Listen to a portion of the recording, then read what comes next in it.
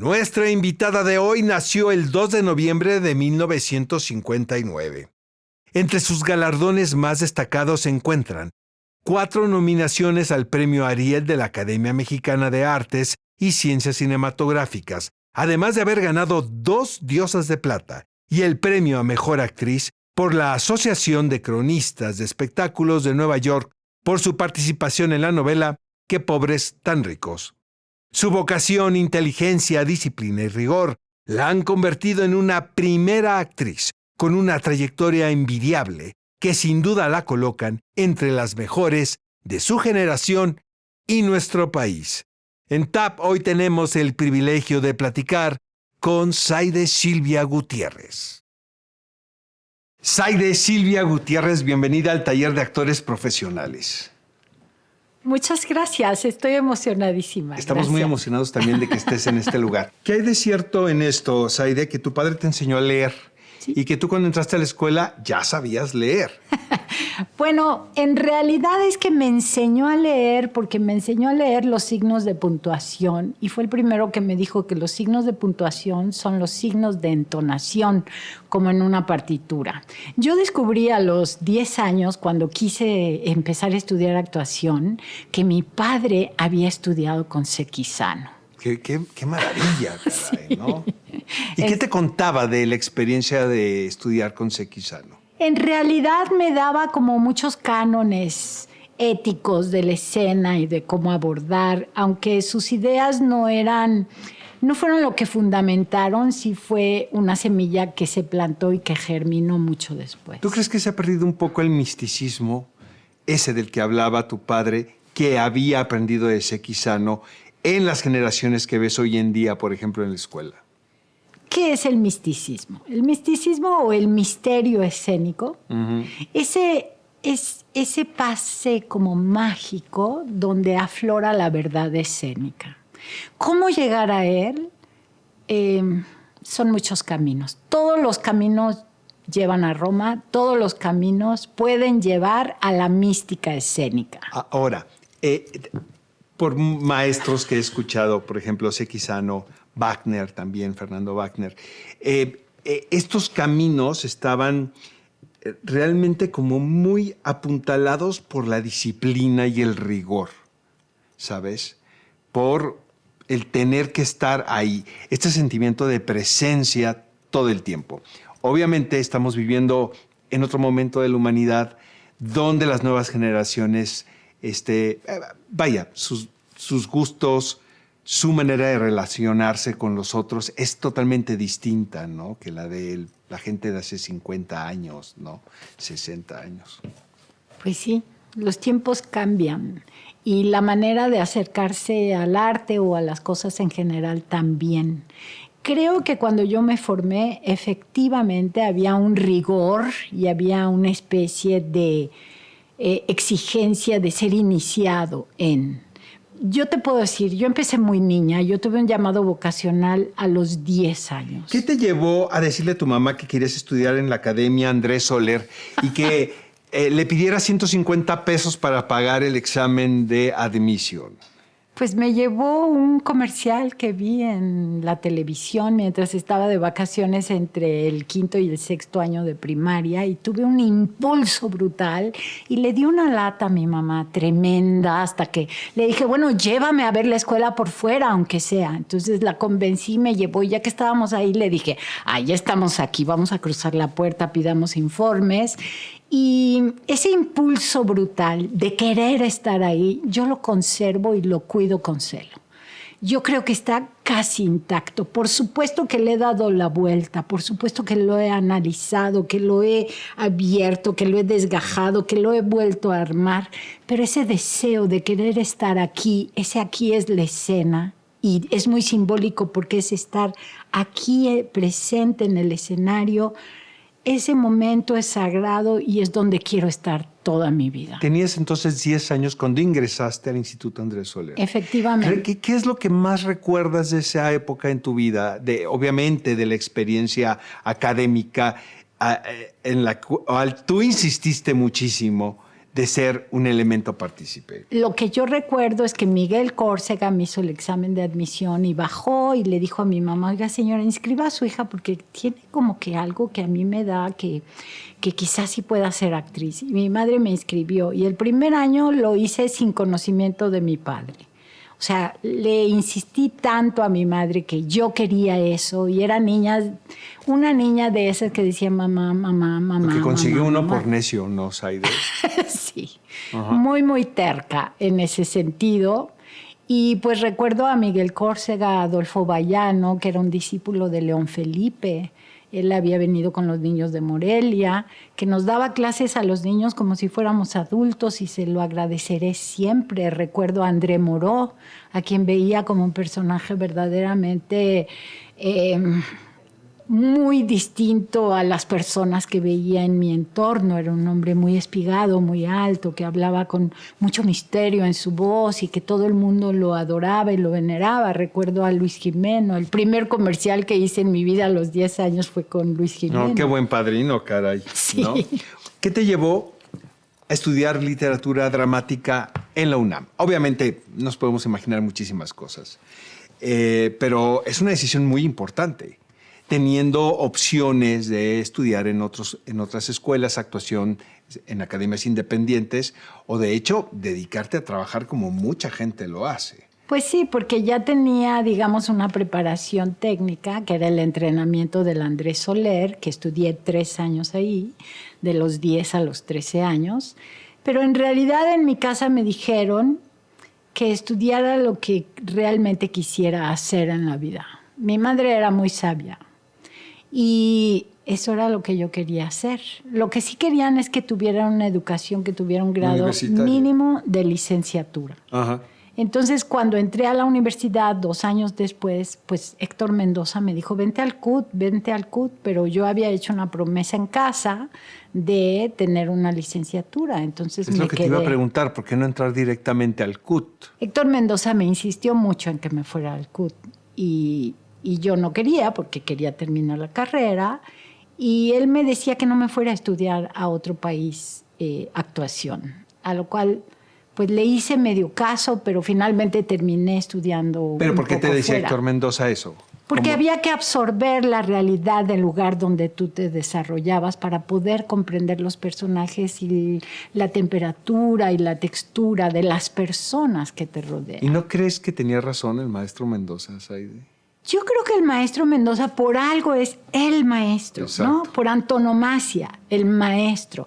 Claro que tenía razón en muchas cosas, pero mis ímpetus juveniles eran incontenibles. Terminé yéndome a Columbia University, no a estudiar actuación, pero finalmente no hice toda una maestría porque tenía que seguir actuando. Pero ya habías terminado una licenciatura en tu país, con tu gente. De eso te quiero preguntar. ¿Tú crees que ser egresada de la UNAM te da una característica particular en el medio profesional?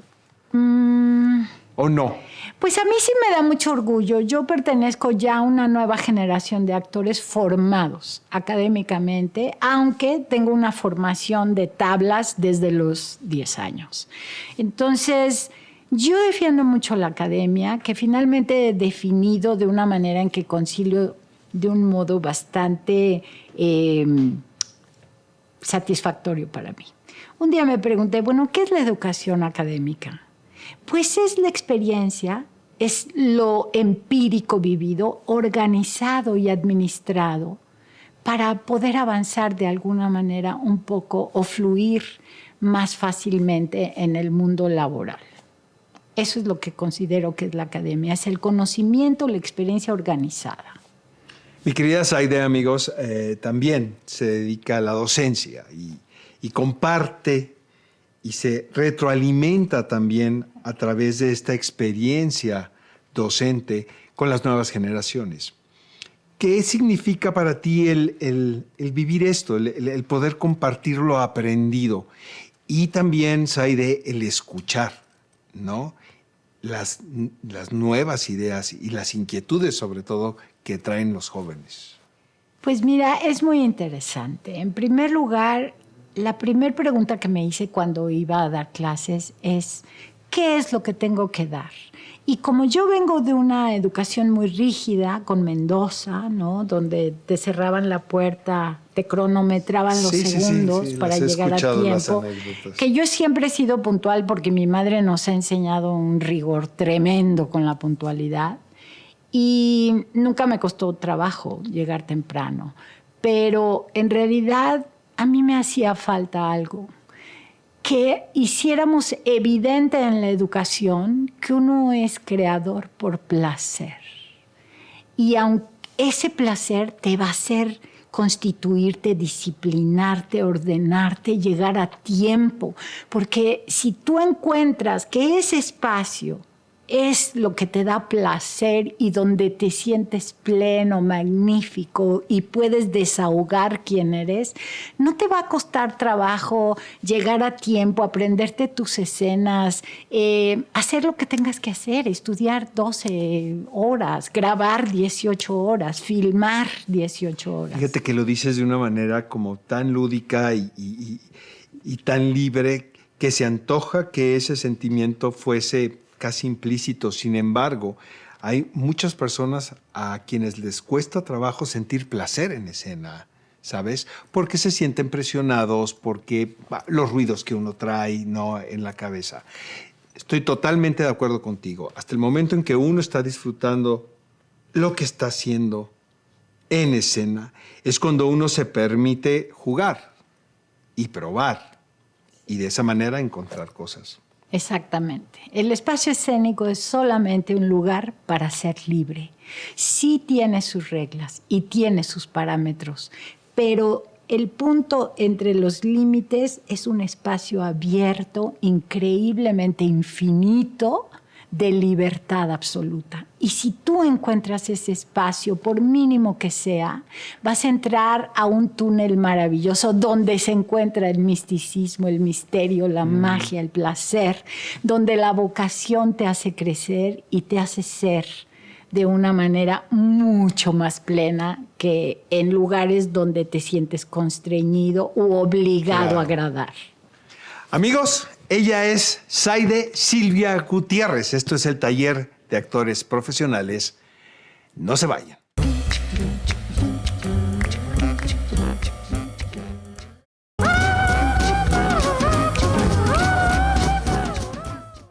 Amigos, estamos de regreso. Esto es el TAP, Taller de Actores Profesionales.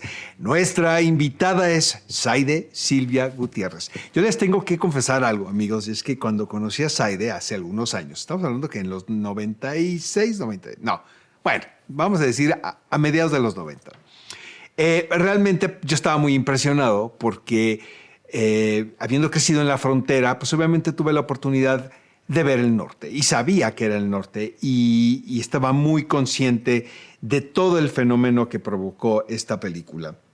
¿Cómo te ha acompañado esta película durante el viaje de tu vida? Me trae muchos recuerdos.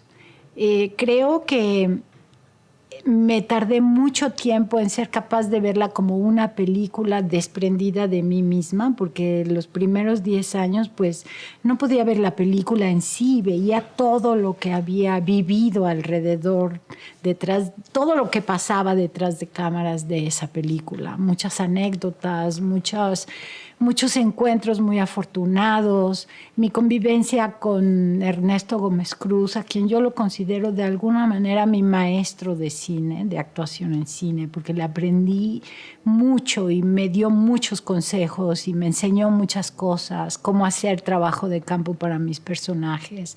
Tengo una anécdota muy bonita con Ernesto en Chiapas.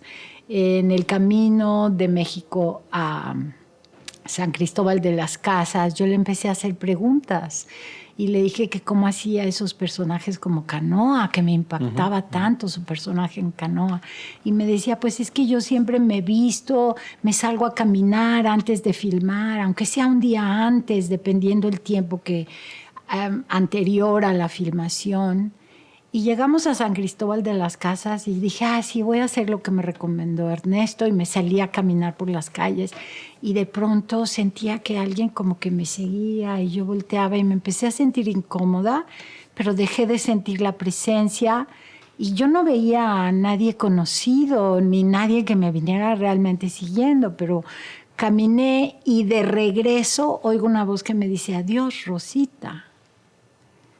Y se me erizó la piel porque el personaje que iba a interpretar era Rosa Shonkash, y él era Arturo Shonkash, el padre de estos dos hermanos. Y todavía se me vuelve a erizar la piel porque él se había vestido con un chuk, o sea, un abrigo de lana rústica y su calzón de manta y su camisa de manta y su sombrero, como sale en la película, y se había quedado en el quicio de una puerta. Y cuando sintió que yo sentía su presencia, se quedó detenido y se quedó esperándome hasta que regresara. Y cuando yo iba cruzando y me dijo, adiós, Rosita, que era uno de los diálogos de la película, pues me fascinó porque yo lo había visto y no lo había visto a él. Había visto a un hombre de esa comunidad. Así de camaleónico es Ernesto Gómez Cruz. Y eso fue un gran ejemplo y yo quería ser como él. Aquí tenemos una sección muy gustada, mi querida Zaide, que es la experiencia Arturo Ripstein. Trabajaste con él en El Imperio de la Fortuna, una producción muy celebrada donde compartiste créditos con la queridísima Blanca Guerra y con quien creaste una amistad que hasta la fecha la mantienes. ¿Cómo fue la experiencia y cómo fue el trabajar bajo las órdenes de este director? Pues mira, a Arturo le gustan los actores. Le gustan aquellos actores que escuchan su dirección y que la atienden y la ejecutan bien. Por ese lado nunca tuve ningún problema con él. De hecho, ya nos conocíamos porque yo había hecho algunos otros trabajos de tipo comercial con él y hicimos un comercial que se llamaba Contemos también lo bueno. Y yo era una mujer que atendía un puesto en un mercado de frutas y había un cartero que andaba buscando a la persona a quien iba dirigida esta carta. Y yo abría esta carta y resultaba que era una buena noticia. Y bueno, era una campaña publicitaria para el Estado de que pues había servidores públicos que hacen bien su trabajo. Y entonces al terminar la filmación, Arturo se me acercó y me dijo, tú eres buena actriz, ¿verdad? Y le dije, sí lo soy. Y me decía, ¿estás tan segura? Y le dije, sí, estoy segura. ¿Y cómo estás tan segura? Le dije, porque Arturo Ripstein me lo está diciendo, una de las cosas. Y luego hicimos un corto para otra campaña y yo acababa de regresar justamente de la premiación de los Óscares, donde estuvo nominada El Norte por mejor guión en idioma extranjero, porque no sabían dónde colocarla, porque era una película americana, pero se hablaba en quiché y en español y poquito en inglés y tenía subtítulos y en ese tiempo era algo muy poco común. Y entonces escuchó mis historias que platicaba con mis compañeros sobre mi aventura en esta entrega de los Óscares. Y me dijo, voy a hacer una película, a lo mejor te llamamos para audicionar. Le dije, sí, me daría muchísimo gusto, ¿no? Y efectivamente, Claudia Becker me llamó para una audición, la hice y me quedé en la película. Yo estaba feliz porque era un guión muy hermoso. Sí. Y fue la primera película que hizo en conjunción con Pasalicia García Diego. Tienes una amplia carrera en televisión. Has trabajado desde muy chiquita en distintas producciones, en ficciones, y también has ejercido en la telenovela, en el melodrama, ¿no? Que ahora parece que se está extinguiendo y luego de repente dicen que no tanto y luego que no, que va para afuera, que llegan las series. ¿Cuál es el prejuicio más grande que has encontrado como actriz haciendo trabajo de televisión? Prejuicio... No, pues no son prejuicios. Más bien lo que yo podría decir es que la televisión, como trabaja con una velocidad pasmosa, trabaja con estereotipos. Y los melodramas son juegos de fuerzas con valores contrastados. Entonces, creo que en la conjunción de estas dos cosas te ubican en un tipo de personajes y es difícil que te ubiquen en otro tipo de personajes. Sí podría ser prejuicio, pero no, son más bien decisiones de resolución rápida. Y claro, si saben que alguien toca el piano, pues cada vez que necesitan a alguien que toque el piano, pues lo llaman, ¿no? Sin embargo, sí he hecho una variedad amplia de personajes en la televisión, sobre todo en el programa de Mujer, Casos de la Vida Real. ¿Cuántos hiciste? Una barbaridad. Muchísimos. Mira, yo ahí le agradezco a Benjamín Kahn que me dio mis primeras oportunidades en personajes muy complejos. De hecho, el primer Mujer, Casos de la Vida Real que hice a una mujer enamorada de otra mujer. Que eso no se veía en televisión, para empezar. No, fue algo inusitado. De hecho, había actrices que las habían llamado y no quisieron hacerlo porque era demasiado fuerte para la televisión. Y a mí me pareció una maravilla. Hasta llegué y les dije, ¿me pueden cortar el cabello? Aquí rasúrenmelo. Y entonces me pusieron una boina y mi cabello largo me lo pusieron ahí. Y entonces me enamoraba de Irán Castillo, que es muy fácil enamorarse de Irán Castillo. Y entonces esta mujer estaba basado en una historia de la vida real italiana. Se había robado los papeles de identidad del hermano y se hacía llamar como el hermano, Ángel. Para estar cerca de ella. Y justo en la boda llegan los papás de esta mujer y dicen que ese matrimonio es imposible, pero era un tema muy fuerte en esa época. ¿Crees que se ha evolucionado en la manera de hacer melodrama o básicamente sigue siendo el mismo? No, el melodrama tiene sus reglas. Son dos fuerzas contrapuestas que provocan una alta emocionalidad. El nombre de melodrama es porque pues, las obras son acompañadas con música, entonces es de música, y a veces hay quien se excede en los recursos como en cualquier otro género, pero el género del melodrama realmente es un género precioso, ¿no? Se usa en todas las películas hollywoodenses, la historia nos las cuenta, los documentos históricos de las películas basadas en sucesos reales nos las cuentan como melodramas, cuando la vida no es así. La vida es neutra, uno pone los acentos y de ahí emergen los géneros dramáticos. Leímos por ahí, Zaide, que Para Volver a Amar es tu telenovela favorita. Sí. ¿Por qué? Pues porque fue la primera que me abrió a una nueva manera de ser vista como actriz. A ser vista como actriz formada, creativa. Fue una primera participación muy boyante, muy complicada. Tenía que usar una botarga. Hice caracterización en televisión, que no siempre es fácil. Es una telenovela muy preciada por mí porque los productores, los mismos compañeros, los directores, hicimos una amalgama de creatividad y de compañerismo que viajamos como juntos todo el tiempo. Fuimos a los cumpleaños de todos, o sea, grabamos. La productora es Giselle horas. González, ¿no? Sí. Mi querida Giselle. Y de Roberto. Y hay Roberto Gómez Fernández, Exacto. exactamente. ¿Y quiénes estaban contigo en el reparto? ¿Estaba Rebeca? Rebeca Jones. Rebeca Jones, Nailea Norvin, mi pareja era Chucho Ochoa.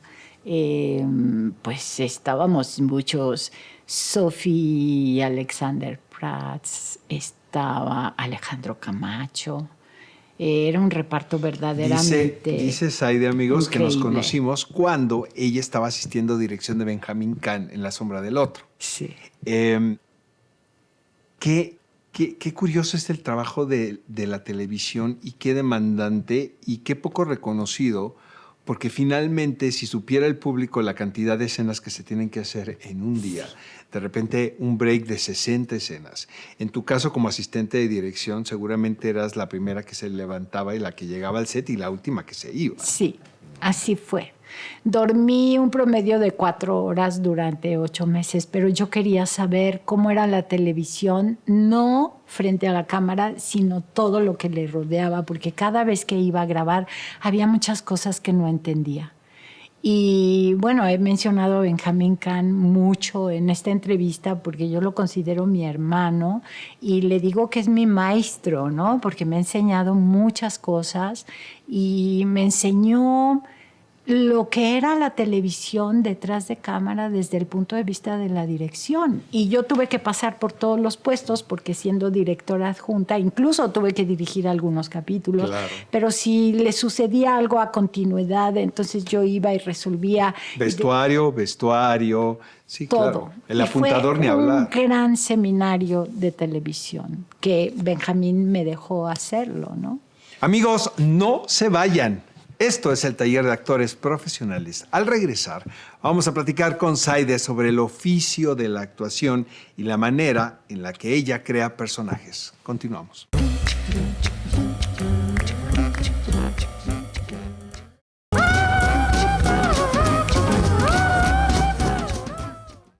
Amigos, estamos de regreso. Esto es el TAP, Taller de Actores Profesionales. Nuestra invitada es Zaide Silvia Gutiérrez. Zaide, te voy a compartir una de mis frases favoritas de siempre. Lo dijo la gran Carmen Maura. Y es una frase que yo utilizo constantemente y me voy a ella, que dice, aunque sepas que estás haciendo una mierda, siempre pon toda tu alma. Rafael Banquels decía, he hecho muchas cosas mal, pero no a conciencia, o sea, no a propósito, ¿no? Exacto. No, y finalmente pues uno tiene que dar la cara por las decisiones que uno toma. No siempre sí. salen las cosas como uno quiere. No. Ojalá, decía Fela Fábregas, no, mijito, si yo supiera cómo me va a ir, pues, ¿no? Sería Claro. multimillonaria, ¿verdad? Claro. Ujú. Vamos a retomar algo del primer bloque, y es que habiendo estudiado licenciatura en literatura dramática, tenías todavía la intención de irte a estudiar a otro lugar.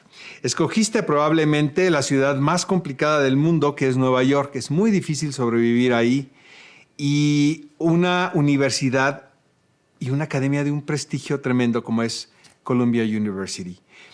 ¿Fue fácil entrar a esta escuela? Y segundo, ¿cuál podría haber sido la enseñanza más grande que te dio esa etapa en tu vida? Bueno, mira, yo llegué a Columbia University gracias a una beca Fulbright. Y fue el primer año que becaban carreras de artistas. Habían becado a muchos artistas de muchos países. De hecho, los cursos de inglés que fuimos a hacer a Austin, Texas antes, fui a estudiar a Austin 6 semanas y de todas maneras llegué a Nueva York como si no hablara inglés, porque la velocidad Claro. con la que hablan y O los acentos. todo el tipo de, ¿no? Todos los modos de inglés que se hablan, pues te requieren realmente un conocimiento y acostumbrar el oído a entender. Entonces, la verdad es que yo a las 3 semanas de estudiar en Columbia University me descubrí con un dolor en la mandíbula porque apretaba así por entender todo lo que me decían, ¿no?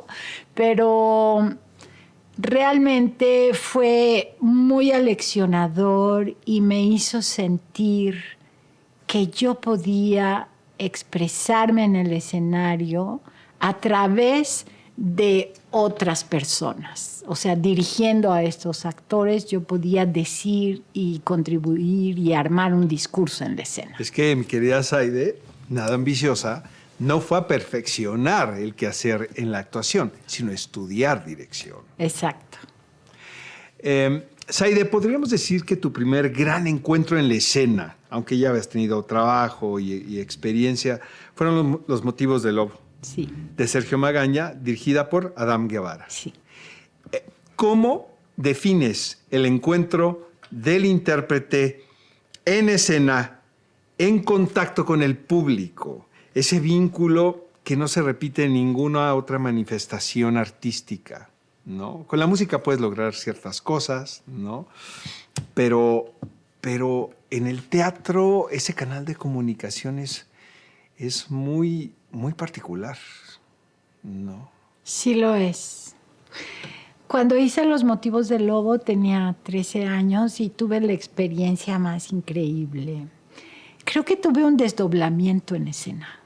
Estaba actuando en una representación un domingo por la tarde, entonces se hacían muchas funciones en la semana. Era de martes a domingo y se hacían 2 funciones viernes, 2 sábados, 2 domingo. Y en la primera del domingo yo sentí que me desprendía, me veía a mí misma actuando. Y creo que ahí fue donde dije, de aquí no me bajo nunca. Sí, es que hemos hablado de ese desdoblamiento. No a todo mundo le pasa, Saide? Ajá. Pero sí, de que puedes verte, ¿no? Desde otro lugar. Sí. Y yo creo que fue lo mismo que sentí en Columbia University cuando dirigí escena. Aunque yo no estaba, mi físico no estaba en escena, sí estaba mi discurso ahí mientras que yo estaba fuera. Entonces fue un paralelo. Y realmente esta relación con el público es como no se veía, no se ven a las personas, pero se ve el brillo de los ojos.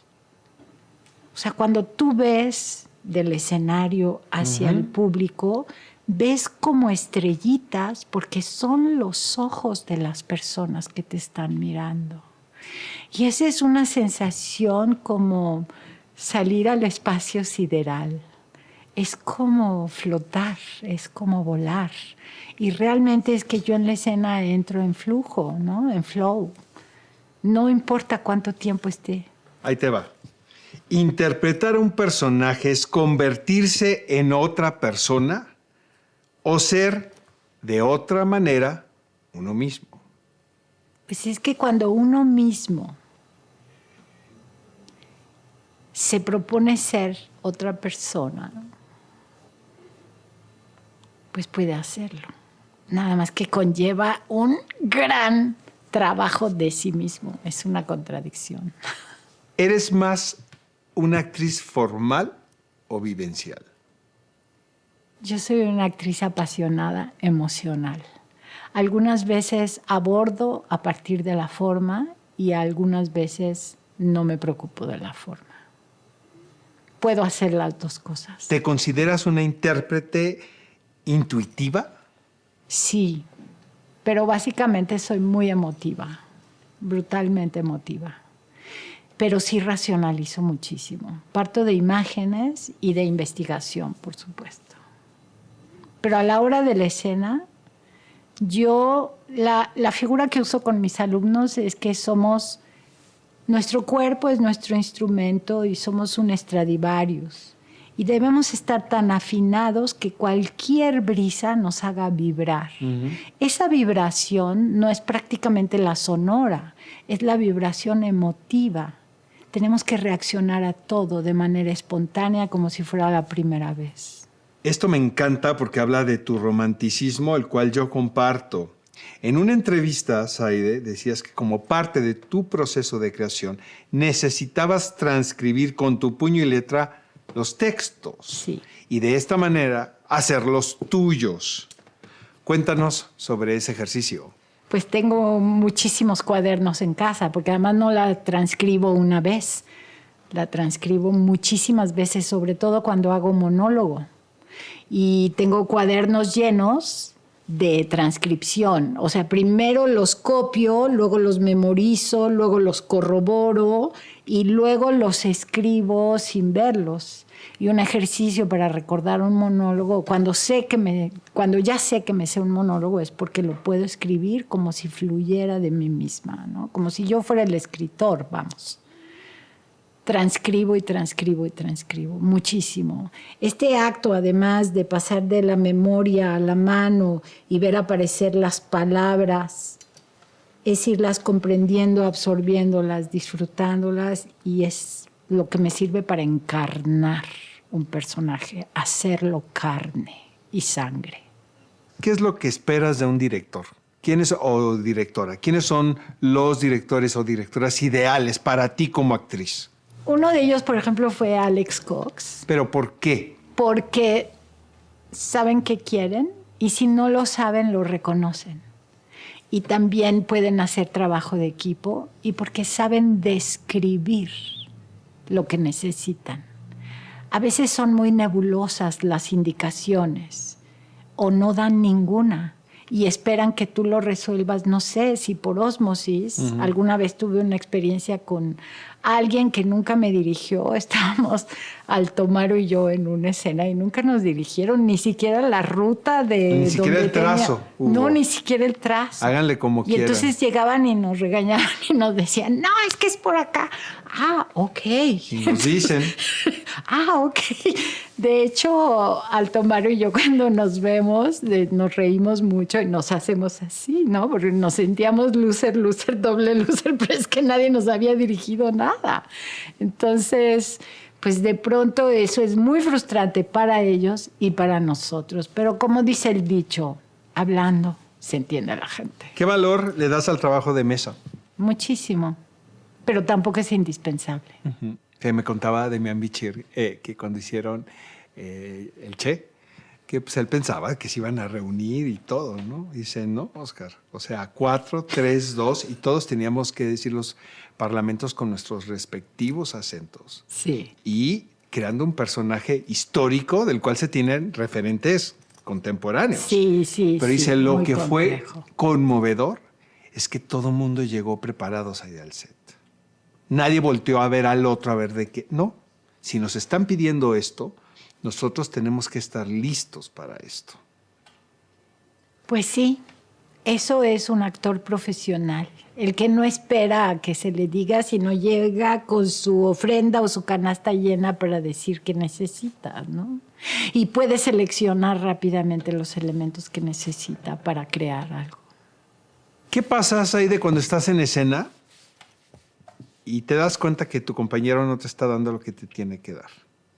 Lo que la escena, porque eso también es muy subjetivo, ¿no? Claro. Tú como actor estás esperando que el otro te dé, pues tú no estás dirigiendo.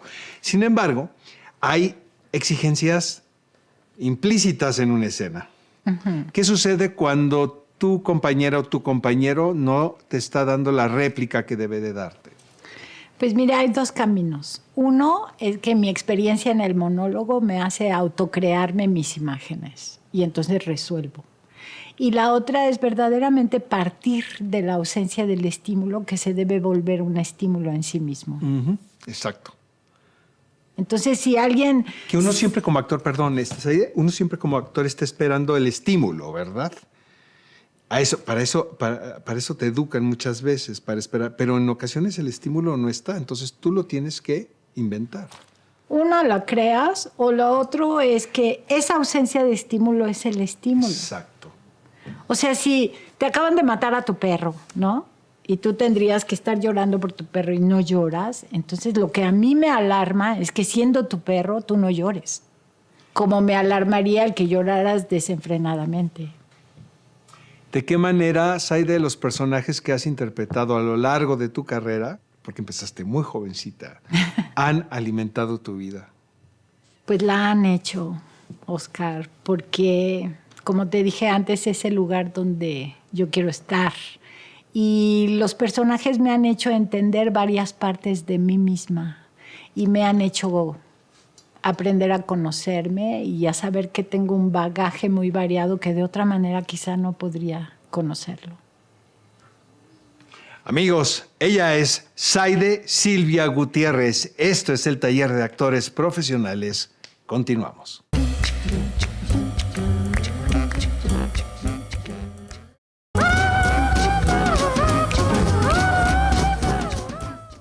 Amigos, estamos de regreso. Esto es el TAP, Taller de Actores Profesionales. Nuestra invitada, Saide Silvia Gutiérrez. La gran Norma Leandro dice esto, Saide. El humor es lo que mejor lo engancha a uno con la vida. Especialmente en los momentos de más descalabro, cuando hay demasiada desilusión, tristeza y falta de esperanza. Así es, no por nada es una de las fortalezas del ser humano y no por nada los actores, uno de nuestros rituales es llegar a los camerinos y contarnos cosas humorísticas. Hay que reírnos de nosotros mismos para sobrevivir en el escenario. ¿A qué le atribuyes el éxito que has logrado a lo largo de tu carrera, Zaide? Persistencia, estudio, pasión por lo que hago.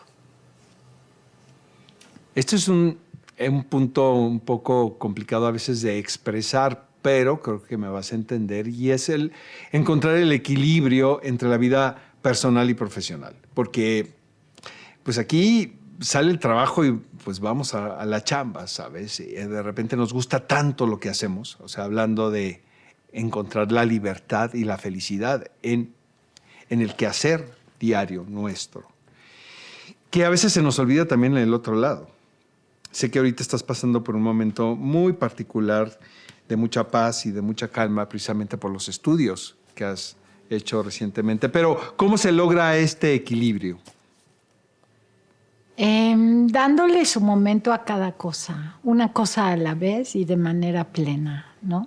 O sea, si estás con tu mamá, pues hay que estar con tu mamá ese momento. Dicen que la vida de calidad son esos momentos que te dedicas realmente plenamente a algo. Y si estás en el escenario, pues no pienses en tu mamá en ese momento. Exacto. Es el sentimiento de presencia, siempre, del momento. Sí. ¿Qué te hace feliz?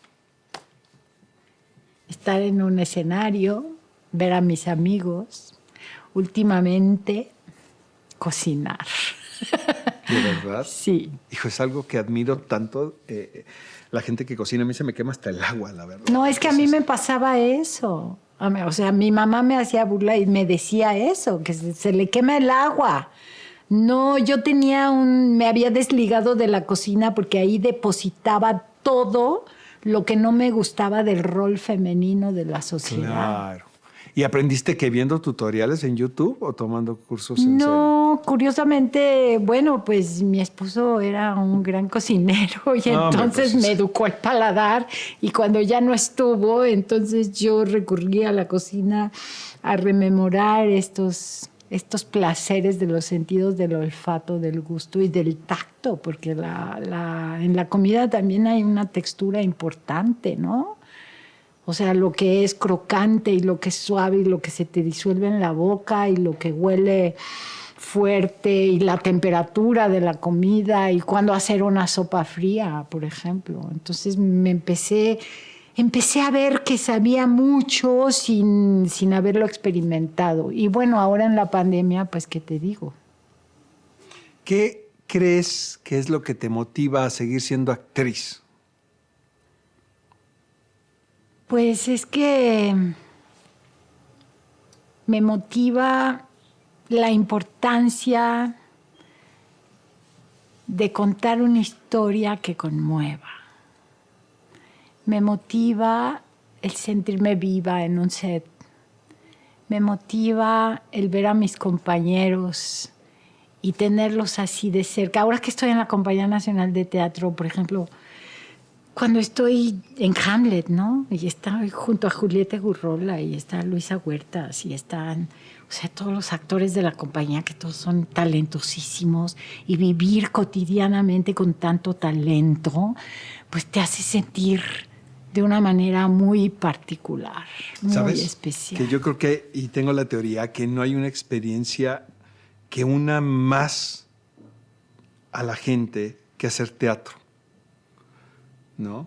Quien construye edificios seguramente dice que debe ser eso, pero hablando de mi experiencia, el montar un texto teatral sí conlleva una cercanía con el otro, ¿sabes? Sí. Muy particular, Sí.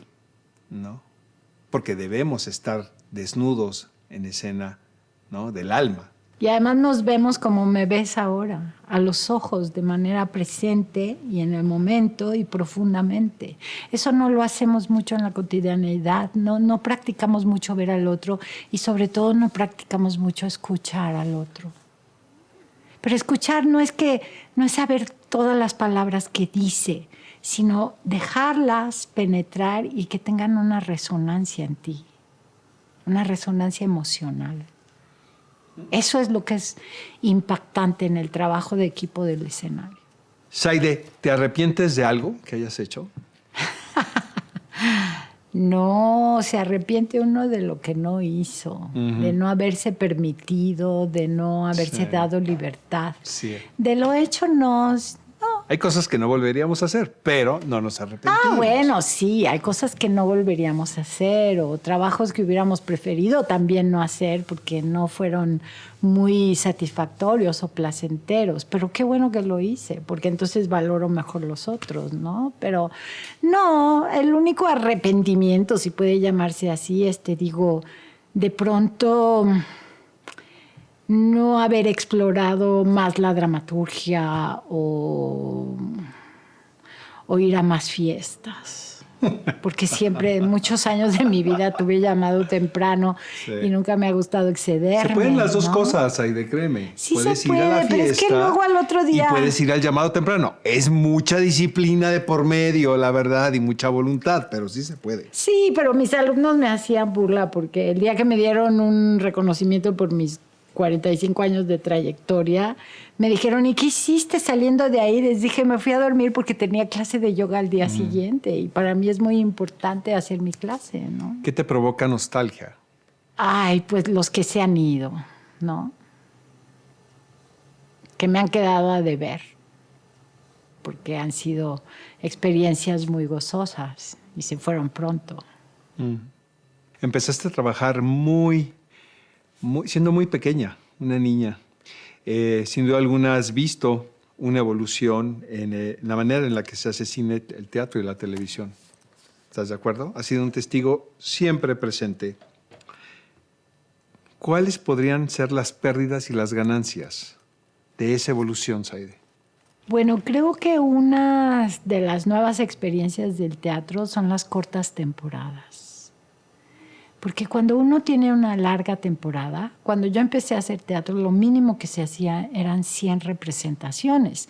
Y hacías una función, te decía, de martes a domingo y viernes, sábado y domingo eran 2 funciones. Entonces llegabas a tener tal dominio de la escena que de verdad era como la dirección que me hizo Arturo Ripstein al final del Imperio de la Fortuna. Me dijo, y aquí... cantas y vuelas, ¿no? Entonces en el escenario vuelas. Cuando tú tienes que trabajar o ensayar 4 obras o hacer una serie y llegar a los ensayos erráticamente, porque a veces viene un actor y a veces no viene, y estrenas sin suficiente ensayo y aparte la temporada dura 4 semanas, pues no llegas al nivel de expertise. Y a mí me gusta mucho el ensayo para llegar al nivel de expertise, ¿no? Al que cada uno pueda tener. Esa me parece que eso sí me da nostalgia.